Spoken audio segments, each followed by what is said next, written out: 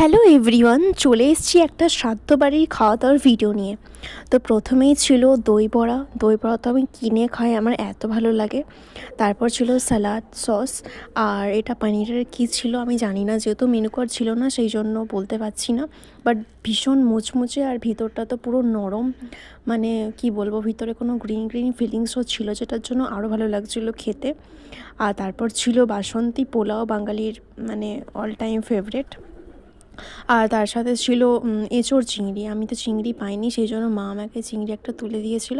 আর তারপর লাস্টে আমাকে কাকুটা 6-7টা চিংড়ি প্রায় দিয়ে গেছিলো। আর তারপর ছিল ভাত, অল্প করেই নিয়েছি, ডাল আর আলু পোস্ত।